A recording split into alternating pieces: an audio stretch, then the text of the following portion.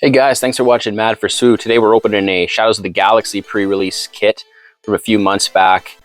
Set 3 is going to be dropping their pre-release kits shortly, but I thought I would make a video with one I had left over in case we've forgotten how pre-release works before we get our hands on the Set 3 pre-release, which we're all psyched about. Okay, let's get into it. What are you guys looking forward to for Set 3? I love the prequels like many people, so I just can't wait. I think it's really going to round out the game as far as Star Wars. We had obviously a lot of Rebels and Empire, and then we got into a little bit of Underworld action, but now we're getting into the meat and potatoes with a little Sith action. Let's get some Anakins going. Let's get some Obi-Wans going. So in the Shadows pre-release, you're getting 2 hyperspace starter deck leaders. That's what they did for the Shadows pre-release. At the time of filming this, I don't know what they're doing for Set 3. It may have been released online by the time I release this, but at the time of filming, I don't know. So you're going to get something special, I'm sure. Set 2, you get a cardboard deck box, serves its purpose. You get some tokens, rule book, which may or may not be out of date by the time Set 3 drops. So the purpose of this video, we're going to open 6 packs and we're going to go through an actual pre-release, how it'll work. We'll talk about deck building based on Set 2 cards, what we're thinking. Obviously, there's going to be some new mechanics in Set 3 and new combos, but the general principle remains the same. We're looking at our cards, what can we make out of what we get, and reacting to cards that are obviously good and limited that we otherwise don't have a whole ton of respect for in Constructed, and there's a lot of it. So let's get into it. Let's open the number 1 pack here. Lando. We got a Jabba Hyperspace. Very nice. Space base. Bilge Protectors. Nice 2-cost Sentinel.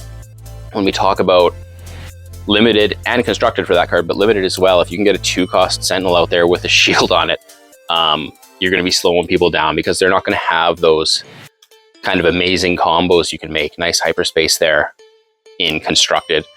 So don't sleep on low-cost Sentinels. A relentless little scanning officer. What we got happening here? Chaos of War. We got a hyperspace foil. Interesting. That's a beautiful card. It's not a legendary or anything like that, but that art is unbelievable. Oh, just imagine having a deck of all hyperspace foils. Ooh. One day. That's the goal. Let's get into pack 2. So we're going to open them all on camera here, and then I'm going to pause and we'll sort through them into piles, and we'll start kind of doing a thought exercise facing the table. We're not going to take too long on it, but we'll just kind of lay out some options. Something like this, right? Like a modded, you're getting an ambush, you're getting a raid. It's low cost, it's decent stats. Something like that in limit is exactly what you're looking for, because again, you're not going to be able to pull off these insane synergies out of 6 packs. There we go. A little McClunky, like that card is huge in limited and Constructed if your deck allows it, just bouncing things back to your hand. Nothing wrong playing that. A Lurking Tie Phantom, beautiful card. Little Elephant Man. We've got a Altering the Deal foil rare. Interesting. Always nice to get full rares. What do we got for pack 3? Han. Right into a red base. Rivals Fall. We talk about removal in limited. It's very uncommon to have more than a couple removal cards in your 6 limited packs. So if you can make a deck where you're removing something from your opponent, do it. Has to work obviously with the other cards you get. That removal is huge, right? It's well talked about. Ambush is big. The Client, like, he's a big card. Either way, just to get a 3 cost with a 5 booty Cassian. Love that card. So nice. Oh, and a legendary Mandalorian. Interesting. I just pulled one in my last box. So we've got 2 legendary Mandos in a row. Expensive, but a nice Sentinel that can work. And a foil. Okay. 3 packs to go. How'd you guys find set 2? Do you like it as much as you thought now that it's coming to an end? Are you excited to move on? I'm fairly excited for set 3. I think most people are. It's another great limited card. Anytime you're restoring 2 with a 4 booty for cheap, nothing wrong with that. Little clan challengers. Talk about big bombs in limited. Not necessarily big legendary or even rare cards, right? It's cards you can get out at 5, 6 that have big stats that can do a lot more damage than they would otherwise do in constructed. Velvet Dragon, nice removal. Already in a few packs, we've got a Fell, we've got a Rival's Fall. Do we make a deck with big time removal? Let's see what else. Chewy rare. And a foil. 2 more to go.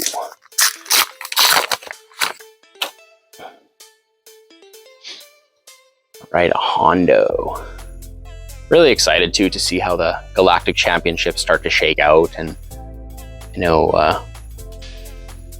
get invited to day 2 if you win your store championship, and obviously most of us won't be able to attend by flying to wherever it happens to be. A nice hyperspace into a regular version of the same card. But it's always exciting to get competitive going in a new game. L3. Nice. Remnant Reserves. This is the way. Boba's Armor rare. Do we get a big time foil? No, we do not. Okay, 1 pack to go. We've got 1 legendary pulled in 5. It's a Mandalorian. Nothing stellar, but it's not a shutout, which is nice. We get into a Sentinel. A blue Sentinel. So we've got blue removal, we've got a blue Sentinel, got a big shielded boy there. Own Deserters, Disabling Fang. Great card in set 2. Nice bounty for ramping.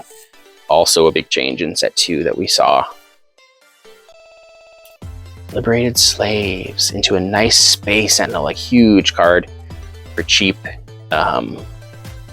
Just to shut your opponent down for cheap if they're going all space or something like that. Nice Fennec, that's a great limited card. I remember losing a fairly big game to that card. Altering the Deal rare, and a foil bounty. So not much happening, but we're going to pause there and we're going to go through what we pulled. I'll have it all sorted, and let's see what I think and see what you guys think. Okay, hold on.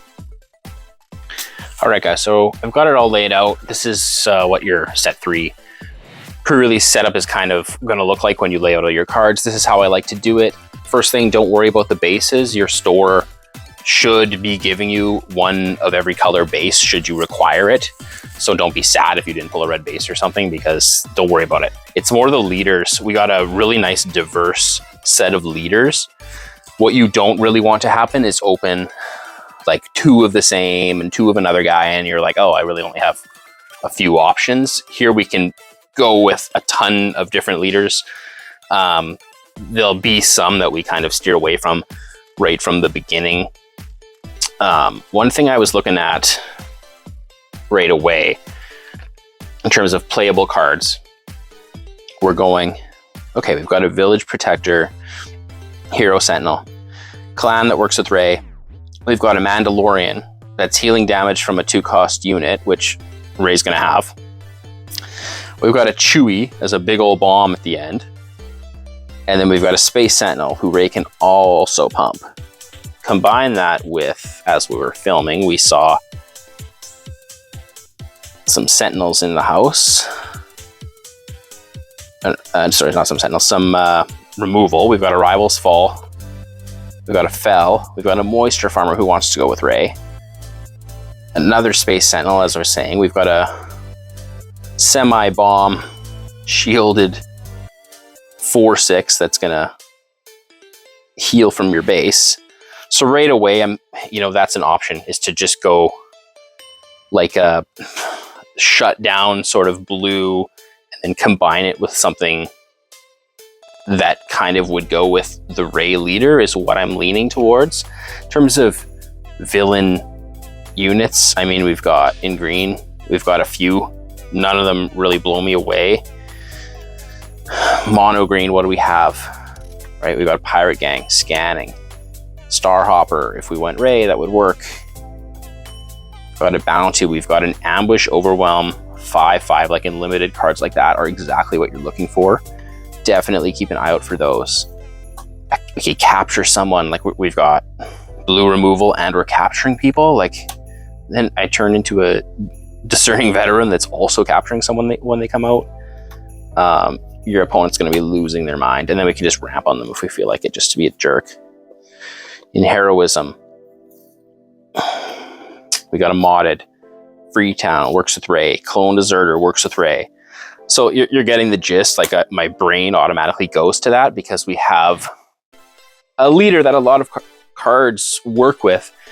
And you'll notice, like, even in heroism green, we've only got a couple cards, but they all work with the leader, and the mono color cards do as well. So it's not always about, oh no, I only have 2 or 3 villain sort of characters to go with my villain leader, I can't play it. No, that's not true. Check out what the mono cards have as well. We're looking in red. We've got a couple villains. Nothing jumps out, right? Like, we've got bounty hunters and stuff. But we've got so few of them in this compared to what we would want with someone like a Bosk or a Jabba or those sort of people. Reckless, like for speed, great. Rokai Gun, nice. Deathmark, Daring Raid, Clan Challengers. Like, do you want to go some aggressive with blue? Like, you could do that too. So that's what I would say, right? Is those are the options. What do we have in heroism? I know we have got a Cassian, Renegade, Night Owl. Like, not bad, but you'll notice that 4 of the 5 can't be boosted by Ray because they've got more than 2 power. So right away, I'm like, I don't know if I'm leaning Ray. That's what we're doing. We're looking at, don't write anything off is what I would say too. We get 3 variations of Haxion. Check this out. Haxion normal, Haxion hyperspace, Haxion hyperfoil. That's kind of cool. Common card, amazing art. I like stuff like that. Let's line them all up, put them in a frame, and have the artist autograph it first. Relentless Pursuit, like, we've got some good mono yellows, but it's more for an underworldy type deck. We got Boba's Armor, right? But we didn't pull a Boba leader. So right away, cards like that are what I want to talk about as well. Is it's more of a constructed card if you're not pulling the person that it refers to in your limited pool. So right away, it's like, yeah, it's a rare and you're going to be drawn to it. Rares and legendaries. Oh, I need to play them. Well, not necessarily, because it's not really relevant to anybody but that leader, which we didn't pull. So right away, we've got a few yellow heroism. Doesn't really work with Ray. So my mind kind of went to Ray right away. But I'll show all the leaders up close and just, maybe comment and say what you would do differently. Also, I wanted to say too that in your pre-release kit, these 2 promo leaders are usable as well. So just because they're in a piece of paper off to the side, don't write them off. Mando is a little bit tough if you're not pulling upgrades, right? Like, often these ones are fairly specific, but Moff, like, could absolutely work. So just keep those in the back of your mind too. But Bosk, like, based on the cards that I just showed you, would we realistically use Bosk? Unlikely. Hondo, like, how much smuggle did we actually see? Is it worth it for 1 smuggle or something? I don't think so. Jabba, like, it's just a tough one to make work with what we pulled, and you might pull something completely different. Fennec's an interesting limited leader. just ambush. You've heard it before in videos from other people too. Like if you're ambushing in limited, it's a huge power. Han I've done well with in limited. So he could definitely work 2 with what we had. Do we have people we want to do 2 damage to? You know, things like Village Protector and things like that. Do we want to do 2 damage and destroy shields off our Sentinels? I'm not so sure. And then don't forget about just the mono cards too. Altering the deal, Assassin, no bargain, altering the deal. And you will be, you know, almost certainly filling the last few spots in your deck with these cards that are just heroism or villainy. And that's fine. Doesn't mean they're not good. It's just the colors are kind of what you want to figure out first. So nothing, you know, I'm not purposely going for a bounty deck to attach a bunch of rich rewards. Like, I don't think that's going to win in set 3. Keep that in mind too. You know, let the cards dictate what you build, not your personal attachment to certain styles of play. And I'm always a big fan too of playing different pre-release leaders at different pre-releases. If you're going to 3 and you pull another group of cards that would be good with Rey, don't be afraid to be like, nah, you know what, I could make a good deck. Let's try something different. Let's learn the cards. That's the purpose of the pre-release. Nothing wrong with that at all. So that's what I'm thinking. And I would build likely a Rey blue-green or blue-red deck. But let me know in the comments what you would build and what you're looking forward to building in set 3, because inevitably in your first pre-release, you're not going to pull anything like that. You're going to have to think on the fly, and that's the fun of it. So I hope this helped get you back in the swing of pre-release mentality going into set 3. And if I can ever get my hands on some set 3 pre-release before the pre-release events, I will gladly do another one of these videos and get it out to you ASAP. But this is what I had to work with today. So I hope that helped somewhat. Like, comment, subscribe, and thanks for watching Mad for SWU and taking some time out of your day to spend it with us. Okay, take care, guys. Bye.